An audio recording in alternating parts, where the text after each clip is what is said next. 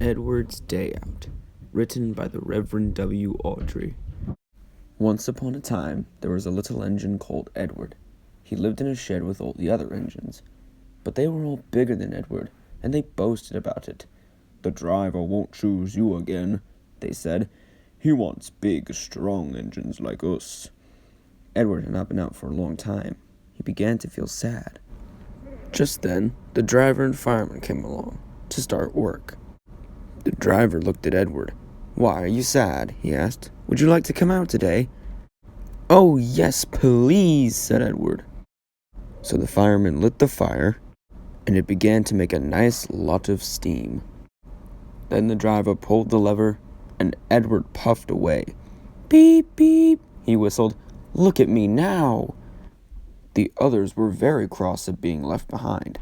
Away went Edward to get some coaches. "Be careful, Edward," said the coaches. "Don't bump and bang us like the other engines do." So Edward came up to the coaches very, very gently, and the shunter fastened the coupling. "Thank you, Edward," said the coaches. "That was kind. We are glad you are taking us today." Then they went to the station where the people were waiting.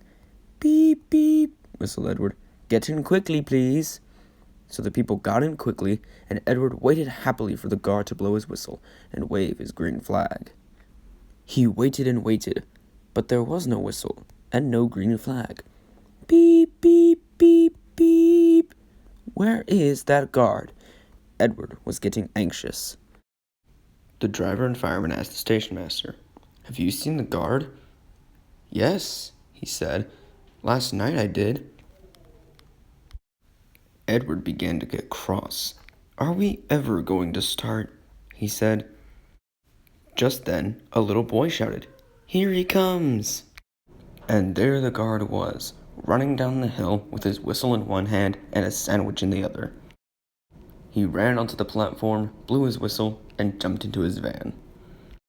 And then Edward began to puff away. He did have a happy day. All the children ran to wave as he went past, and he met old friends at all the stations. He worked so hard that the driver promised to take him out again next day. "I'm going out again tomorrow," he told the other engines that night in the shed. "What do you think of that?" But he didn't hear what they thought, for he was so tired and happy that he fell asleep at once. The end.